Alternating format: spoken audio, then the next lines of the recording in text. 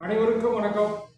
நம்ம 2025 railway group D எக்ஸாமுக்கு notification வந்து அனைவரும் அப்ளை பண்ணிக்கிட்டு இன்னும் நமக்கு வந்து டேட் எக்ஸ்டென்ஸ் பண்ணி இப்போ வந்து 3/3/2025 வரைக்கும் கொடுத்துருக்காங்க.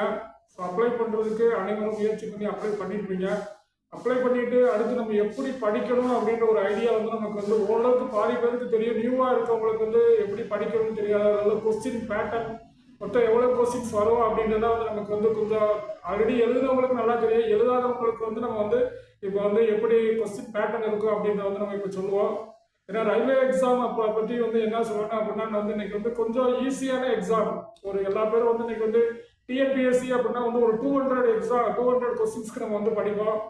200 கொஸ்டின்ஸ்க்கு வந்து 170 அந்த மாதிரி நம்ம வந்து ஆன்சர் பண்ணாதான் நம்ம வந்து கவர்மெண்ட்ல வேலைக்கு போக முடியும் அப்படின்ற ஒரு சுச்சுவேஷன் இருக்கும்போது ரயில்வே எக்ஸாம் வந்து ஒன்லி 100 கொஸ்டின்ஸ் தான்.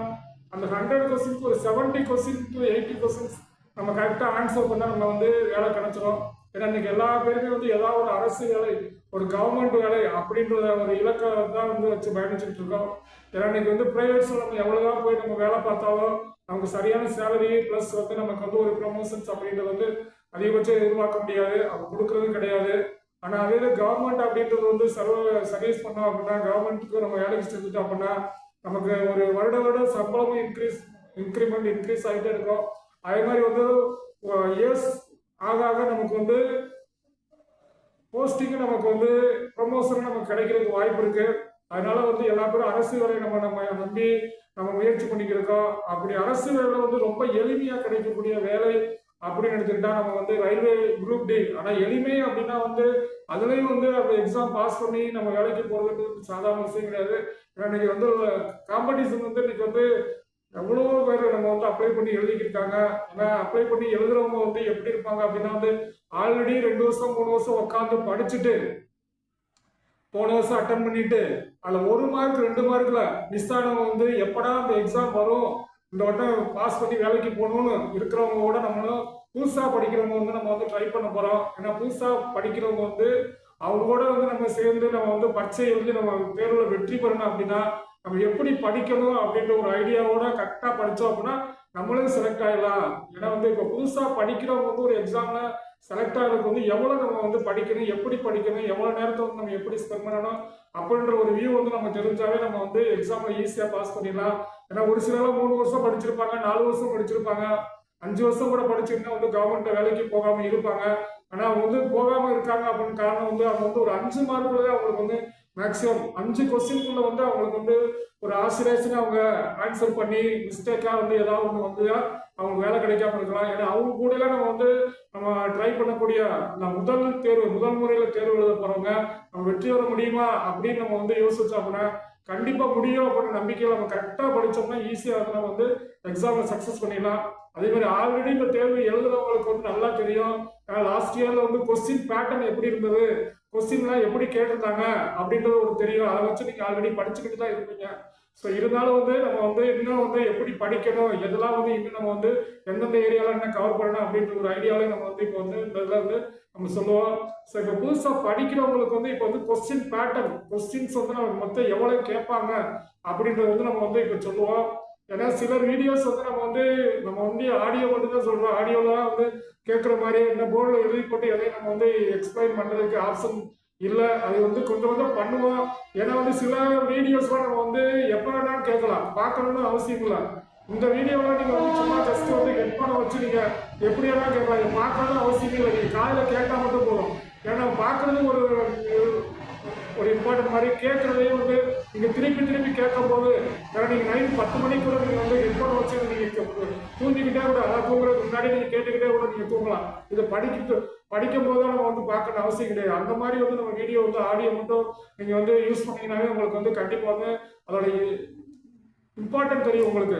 ஏன்னா வந்து சில வீடியோஸ் வந்து நம்ம வந்து பார்த்து ஏன்னா எவ்வளவு கொஸ்டின் பேட்டர்ன் அப்போ நம்ம கோல எழுதி போட்டு இல்லாட்டி கான்டென்ட் வந்து காட்டிட்டு நம்ம சொல்றது ஒன் சைடு இருந்தாலும் அதை வந்து மைண்ட்ல வந்து நம்ம கொண்டு வரணும். அதை வந்து நீங்க கேட்டாலே உங்க மைண்ட்ல கொண்டு வந்துடும். பார்க்கறது ஒரு சைடு இருந்தாலும் அது கேட்கறது மைண்ட்ல கொண்டு வந்துடும். இப்போ வந்து நமக்கு வந்து ரயில்வே குரூப் டி எக்ஸாம்ல வந்து நமக்கு மொத்தம் 100 கொஸ்டின்ஸ் 1.5 மணி நேரம் 90 மினிட்ஸ்ல வந்து நமக்கு 100 கொஸ்டின்ஸ் கேட்பாங்க. அந்த 100 கொஸ்டின்ஸ் வந்து எந்தெந்த பார்ட்ல வந்து கேட்பாங்க அப்படின்னு நம்ம தெரிஞ்சுக்கணும் அப்படின்னா ஃபர்ஸ்ட் வந்து முதல் ஜென்ரல் சயின்ஸ் வந்து கண்டிப்பா 25 கொஸ்டின்ஸ், 25 to 30. ஏன்னா ஒரு காலத்துல எல்லாம் வந்து இவங்க வந்து இந்த கான்டென்ட் அப்படின்னு கொடுக்க மாட்டாங்க. மொத்தமா 100 கொஸ்டின்ஸ் வந்துடும். அதுல வந்து எந்தெந்த டாபிக் அப்படின்றது வந்து நம்ம வந்து ஸ்பெசிஃபிக்கா வந்து நம்ம வந்து சொல்லி பிரிச்சு சொல்ல முடியாது. 100 கொஸ்டின்ஸ். ஆனா அப்புறம் ஒரு சில டயத்துல வந்து ஜென்ரல் சயின்ஸ் அப்படின்னு ஒரு பாட்டு இருக்கும். அது மாதிரி ஜென்ரல் அவேர்னஸ், ஜென்ரல் நாலேஜ் அப்படின்னு ஒரு பாட்டு இருக்கும். அது மாதிரி ரீசனிங் ஒரு பாட்டு இருக்கும். அரித்மெட்டிக் ஆப்டிடியூட் ஒரு பாட்டு இருக்கும்.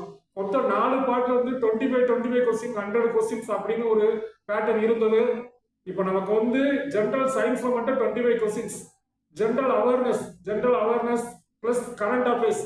ஜென்ரல் அவேர்னஸ்னா ஜென்ரல் நாலேஜ். ஜென்ரல் அவேர்னஸ் நம்ம எதை யோசிக்கணும்?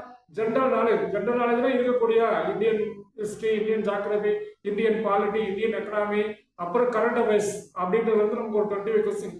ஸோ ஜென்ரல் நாலேஜ் அப்படின்னு எடுத்துக்கிட்டோம்னா சயின்ஸும் பிளஸ் ஜென்ரல் அவேர்னஸ் மொத்தம் 50 கொஸ்டின்ஸ் நமக்கு 100% கேட்கறதுக்கு வாய்ப்பு இருக்கும். அதே மாதிரி மீதி ஒரு 50 question, reasoning 25 question, aptitude arithmetic 25 questions. மொத்தம் வந்து நமக்கு வந்து அது ஒரு 50 கொஸ்டின்ஸ், ஜிகே ஒரு 50 பிளஸ் மேக்ஸ் சம்பந்தப்பட்டது ஒரு 50.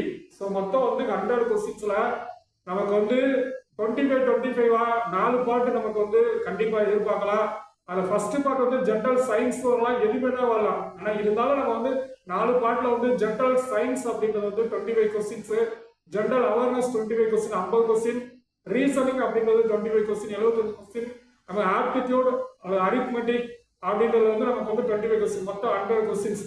இந்த 100 கொஸ்டின்ஸ்ல வந்து நம்ம வந்து எவ்வளவு கொஸ்டினுக்கு ஆன்சர் பண்ணா நமக்கு ஜாப் கிடைக்கிறதுக்கு வாய்ப்பு இருக்கு அப்படின்னா நமக்கு வந்து கண்டிப்பா வந்து 75 to 70, 70 to 80, 75 எடுத்துட்டீங்கன்னா கரெக்டா ஆன்சர் பண்ணி உங்களுக்கு 100% வேலை. 70 to 80, 80னா வந்து நமக்கு வந்து சொல்ல வேணாம், அப்பாயின்மெண்ட் ரெடி. 75னாலும் கிடைக்கும், 70னா கிடைக்கிறதுக்கு வாய்ப்பு இருக்கு. ஏன்னா இன்னைக்கு இருக்க காம்படிஷன்ல வந்து 70 to 80லாம் வந்து கொஞ்சம் ஆன்சர் பண்ணீங்கன்னா அந்த அளவுக்கு படிக்கணும். முதல்ல வந்து ஒரு 60 to 70 எடுத்தாவே போதும் அப்படின்னு. ஏன்னா இன்னைக்கு வந்து வேலை கிடைக்காதனால அனைவரும் இன்னைக்கு வந்து இந்த கவர்மெண்ட் எக்ஸாம் மட்டும் நம்பி படிக்கிறவங்க லட்சக்கணக்கான பேர் இதே வேலையா ஒரு நாளைக்கு 12 மணி நேரத்துல இருந்து 15 மணி நேரம் வரைக்கும் கூட படிக்கிறவங்களாம் இன்னைக்கு வந்து மாணவர்கள் முயற்சி பண்ணிக்கிருக்காங்க.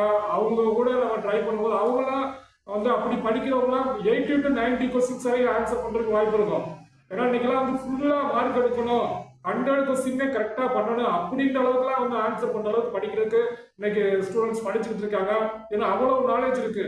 அவன் இன்னைக்கு பிஏ கேண்டிடேட்ஸ் நமக்கு வந்து பூரா வந்து இன்னைக்கு இன்ஜினியரிங் முடிச்சுட்டு இன்னைக்கு லட்சக்கணக்கான பேர் இன்ஜினியரிங் முடிச்சுட்டு பிரைவேட்ல ஜாப் கரெக்டா கிடைக்காம அந்த கவர்மெண்ட் எக்ஸாம் மட்டும் நம்பி இப்ப படிச்சுட்டு இருக்காங்க. அவங்க பிஏ படிக்கிறவங்க ஆல்ரெடி பேசிக் நாலேஜ் கொஞ்சம் நல்லா இருக்கும். பிளஸ் அவங்களுக்கு எல்லாமே வந்து அண்டர்ஸ்டாண்டிங் பவர் அதிகமா இருக்கிறனால அவங்களாம் வந்து ஓரளவு கரெக்டா வந்து நல்லா படிச்சாங்க அப்படின்னா 80 to 90 கொஸ்டின்ஸ் ஆன்சர் பண்ணிடுவாங்க.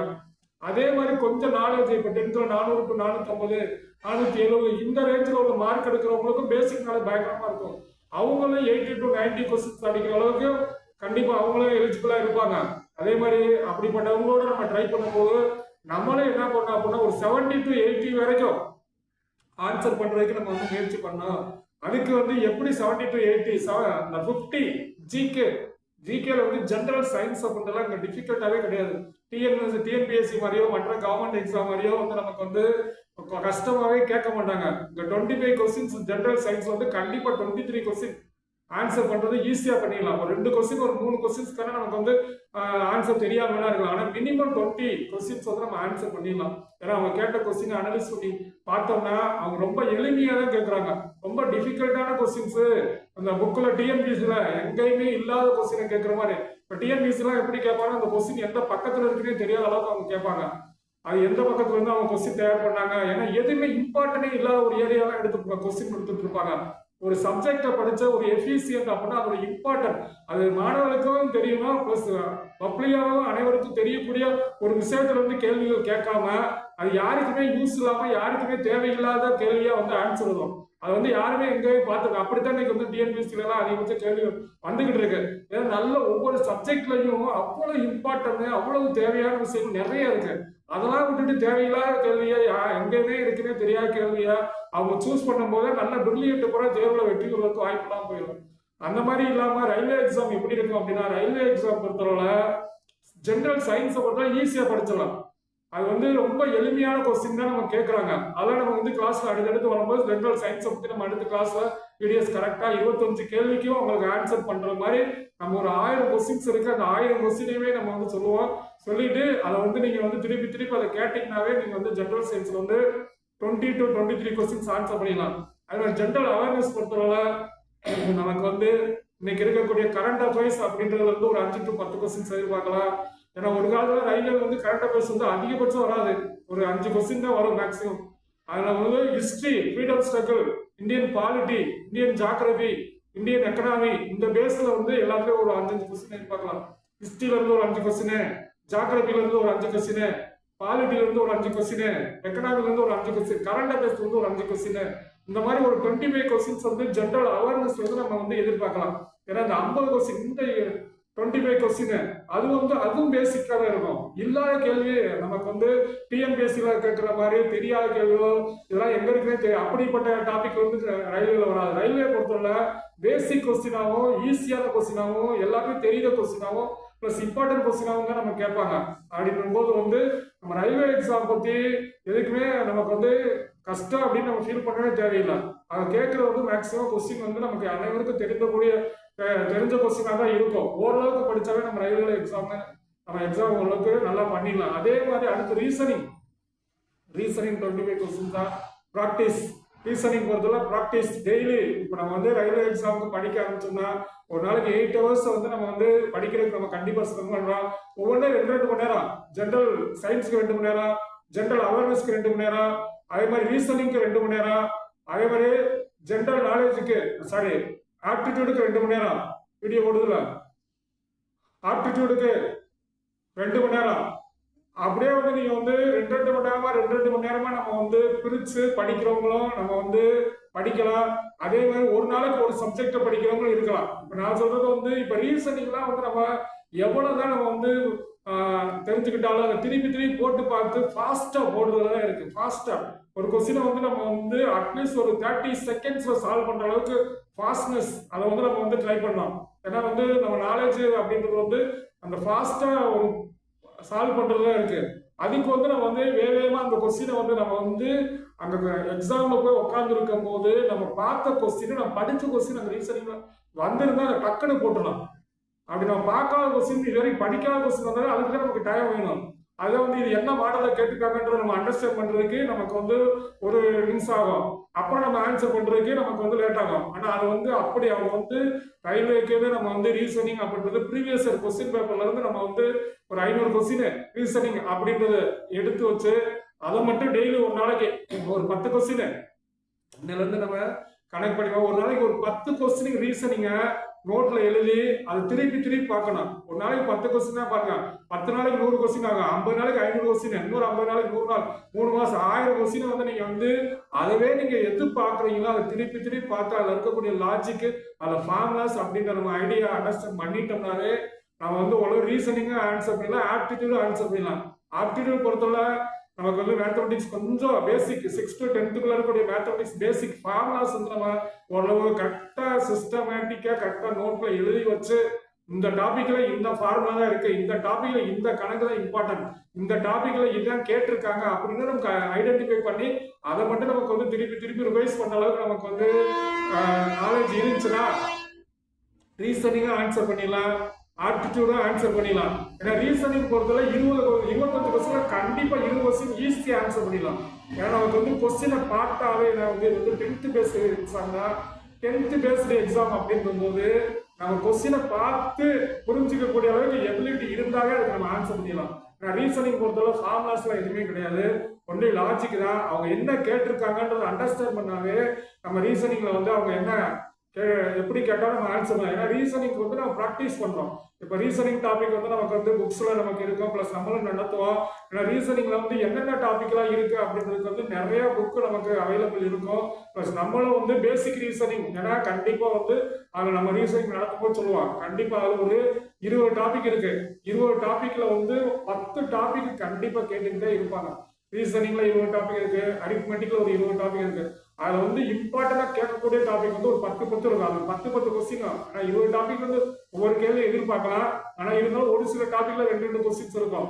ஸோ அந்த மாதிரி டாபிக் எல்லாம் என்ன அப்படின்றத நம்ம உங்களுக்கு வந்து தெளிவா சொல்லுவோம். நம்ம அடுத்து ரயில்வே கிளாஸ் ஆரம்பிக்கும் போது உங்களுக்கு வந்து ஃபர்ஸ்ட் ஜென்ரல் அவேர்னஸ், கொஞ்சம் ஜென்ரல் சயின்ஸ், ஜென்ரல் அவேர்னஸ், அப்புறம் ரீசனிங், அப்புறம் அரித்மெட்டிக். நம்மளும் ஒரு வியூல வந்து உங்களுக்கு வந்து இம்பார்ட்டன்ட் கான்செப்ட். ஏன்னா நம்ம வந்து மற்றவங்க மாதிரி வந்து போர்டில் எழுதி போட்டு பிளஸ் போர்டில் வியூல வந்து நம்ம வந்து காட்டி வந்து ப்ராசஸ் பண்றதுக்கு கொஞ்சம் ரிஸ்க் தான். இருந்தாலும் நம்ம வந்து சொல்றத வந்து நீங்க கேட்டுட்டு என்னென்ன டாபிக்லாம் இம்பார்ட்டன்ட் அப்படின்னு தெரிஞ்சுட்டு அதை வந்து உங்களுக்கு எப்படி அப்படின்றத வந்து நம்ம சொல்றத வச்சே நீங்க வந்து புக்கு கண்டிப்பா நீங்க வச்சுக்கோங்க. பிளஸ் நம்மளும் வந்து ஓரளவுக்கு உங்களுக்கு வந்து என்னென்ன ஐடியான்றது வந்து மேக்சிமம் போர்டில் நடத்துறது வந்து உங்களுக்கு காட்டுறதுக்கு ட்ரை பண்ணுவோம். ஏன்னா வந்து இன்னைக்கு வந்து எல்லாமே உங்களுக்கு அவைலபிள். யூடியூப்ஸ்ல வந்து நீங்க வந்து ஒரு டாபிக் நீங்க அடிச்சுன்னா உங்களுக்கு வரும். அதே நீங்க பாக்குற மாதிரி நம்ம சொல்றதே வந்து நீங்க வந்து எந்தெந்த டாபிக்ல என்னென்ன இம்பார்ட்டன்ட் இருக்குன்றது கேட்டுட்டு உங்களுக்கு வந்து மேக்சிமம் ஒரு இன்ஸ்பிரேஷனா நீங்க வந்து டெய்லி வந்து படிக்கணும், படிச்சு நம்ம வந்து பாஸ் பண்ணணும் அப்படின்றது தான் வந்து நம்ம வந்து இதை வந்து நம்ம சொல்றதை வந்து கொஞ்சம் ஃபாலோ பண்ணீங்கன்னா உங்களுக்கு வந்து ஓரளவுக்கு எக்ஸாம்ல சக்சஸ் பண்றதுக்கு வாய்ப்பு இருக்கும். ஸோ அதனால வந்து இப்போ வந்து நம்ம வந்து ரயில்வே எக்ஸாம் பேட்டர்ன் எப்படி இருக்கும் அப்படின்றத வந்து நம்ம சொல்லிட்டோம். அடுத்து ஒவ்வொரு கிளாஸ்லயும் வந்து நம்ம வந்து எப்படி என்னென்ன கொஸ்டின்ஸ் எல்லாம் கேட்பாங்க அப்படின்றத வந்து நம்ம அடுத்தடுத்து நம்ம கண்டினியூ பண்ணோம். ஏன்னா ரயில்வே எக்ஸாமுக்கு வந்து எப்படி படிக்கணும் அப்படின்னு ஒருத்தவங்க கேட்டாங்க, எப்படி கொஸ்டின் பேட்டர்ன் அப்படின்னு ஒருத்தவங்க ரொம்ப நாளா கேட்டாங்க. நம்மளும் இப்போ வந்து வீடியோ போடுறதே இல்லை. ஏன்னா வீடியோ போட்டு நம்ம வந்து கிளாஸ் பண்ற அளவுக்கு நம்ம வந்து அந்த அளவுக்கு எக்யூப்மெண்ட்ஸ் வச்சு நம்ம வந்து இன்னும் ட்ரை பண்ணல. ஏன்னா நம்ம வந்து கிராமப்புறத்தில் வச்சிருக்கனால நமக்கு வந்து ஒன்லி வந்து கிளாஸஸ் வரவங்களுக்கு மட்டும் அப்படியே இது பண்ணிட்டு அப்படியே போயிட்டு இருக்கோம். ஏன்னா யூடியூப்ஸ்ல வந்து நம்ம வந்து இன்னும் வந்து ரொம்ப பெஸ்டா வரணும் அப்படின்ற ஒரு கான்செப்ட்லயும் பிளஸ் அந்த அளவுக்கு எக்யூப்மெண்ட் பண்ணி நம்ம பண்ற மாதிரி ஐடியாவும் இல்லை. ஏன்னா எல்லாமே இருக்கும்போது நம்ம வந்து இது வந்து சரி ஓகே இல்லாட்டி நம்ம வந்து கொடுக்கலாம், இருக்கும்போது நம்ம எதுக்கு நம்ம ரிஸ்க் எடுத்துக்கிட்டா அப்படின்ட்டு. அதனால ஆனா இருந்தாலும் வந்து நம்ம கொஞ்சம் கொஞ்சம் இருக்கும்போது அப்பப்போ வந்து ரயில்வே உங்களுக்கு வந்து கிளாஸ்ல வந்து எக்ஸாம்ல இது வரைக்கும் என்னென்ன கேட்டிருக்காங்க அப்படின்ற ஒரு பாயிண்ட் ஆஃப் வியூல வந்து கொஞ்சம் உங்களுக்கு சொல்லுவோம் கிளாஸ்ல அடுத்து. இப்போ ரயில்வே எக்ஸாமுக்கு வந்து உங்களுக்கு வந்து குரூப் டி எக்ஸாமுக்கு வந்து கொஸ்டின் பேட்டர்ன் வந்து நல்லா தெளிவாக சொல்லியாச்சு. ஸோ 1.5 மணி நேரத்தில் நமக்கு வந்து 100 கொஸ்டின்ஸ் ஆன்சர் பண்ணோம். 100 கொஸ்டின் 4 டாபிக் வந்து 25 கொஸ்டின்ஸ் கேட்பாங்க. General science 25, general awareness 25, reasoning 25, arithmetic aptitude 20, மொத்தம் 100 கொஸ்டினுக்கு நீங்க வந்து 70 to 80 கொஸ்டின்ஸ் நீங்க ஆன்சர் கரெக்டா பண்ணணும். ஸோ மினிமம் எல்லாத்துலயும் வந்து நீங்க வந்து 20 கொஸ்டின் கண்டிப்பா பண்ணிடலாம். ஜென்ரல் சயின்ஸ்ல 20 பண்ணலாம், ஜென்ரல் அவேர்னஸ்ல 20 பண்ணிடலாம், ரீசனிங்ல 20 பண்ணலாம், அரித்மெட்டிக்ல 20, 80 கொஸ்டின் நீங்க ஸ்ட்ராங்கா நீங்க வந்து படிச்சு நீங்க ஆன்சர் பண்ணினாவே நீங்க வேலைக்கு போறதுக்கு கண்டிப்பா வாய்ப்பு இருக்கும். அதனால டயத்தை வேஸ்ட் பண்ணாம நேரத்தோட மதிப்பு உங்களுக்கு தெரியும். யாரும் சொல்லியும் நீங்க வந்து உங்களுக்கு நேரத்தை, ஏன்னா எல்லா பேரும் நம்ம எதிர்பார்ப்போம் யாருமே எதுவுமே சொல்லாம நம்மளோட நாலேஜை பயன்படுத்தி நம்ம வந்து இது பண்ணணும் அப்படின்னு. ஆனா இருந்தாலும் ஒரு ஆசிரியர் ஒரு குரு அப்படின்ற ஒரு விஷயத்துக்கு நம்ம முக்கியத்துவம் கொடுத்தோம்னா நமக்கு எல்லாமே, ஏன்னா நமக்கு முன்னாடி அவங்க படிச்சு அதை பத்தி நம்ம கிளாஸ்ல சொல்றாங்க அப்படின்னா அவங்க அதை வந்து ஏதோ ஒரு விஷயத்த வந்து நமக்கு சொல்றது கண்டிப்பா யூஸ்ஃபுல்லா இருக்கும். ஏன்னா நம்மளா நம்ம தெரிஞ்சுக்கிறது ஒன் சைடு இருந்தாலும் இந்த கிளாஸஸ் அப்படின்றது வந்து உங்களுக்கு யூஸ்ஃபுல்லா தான் இருக்கு. ஏதாவது ஒரு விஷயம், ஏன்னா வந்து நீங்க ஒரு பாயிண்ட் ஆஃப் வியூல படிக்கிறதா அவங்க ஒரு ஈஸியான மெத்தட்ல படிச்சுட்டு சொல்லும் போது அது உங்களுக்கு கண்டிப்பா ஏதாவது ஒரு விஷயத்துல ஒரு யூஸ்ஃபுல்லா இருக்கும். அதனால வந்து அப்பப்போ உங்களுக்கு நேரம் கிடைக்கும் போது அதை நீங்க பாருங்க, பார்த்து படிங்க. நம்மளால முடிஞ்ச அளவுக்கு ரயில்வே எக்ஸாம்ல பாஸ் பண்றதுக்கு எவ்வளவு கிளாஸ் போட முடியுமோ அவ்வளவு கிளாஸ் வந்து நம்ம வந்து சொல்லுவோம்.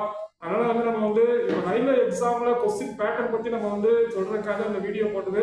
இந்த வீடியோல வந்து ரயில்வே எக்ஸாம் பத்தி எவ்வளவு உங்களுக்கு தெளிவா எக்ஸாம் பேட்டர்ன் சொல்லியாச்சு, எவ்வளவு கொஸ்டினுக்கு கரெக்டா ஆன்சர் பண்ணா வேலை கிடைக்கும் அப்படின்றதே சொல்லியாச்சு. நீ அடுத்து படிக்கக்கூடிய மெத்தடை வந்து எதுல வந்து எப்படி கேள்வி கேட்பாங்க அப்படின்றதையும் அடுத்த வீடியோல போடுவோம். மீண்டும் அடுத்த வகுப்பில் தொடர்பு கொள்கிறேன். நன்றி, வணக்கம்.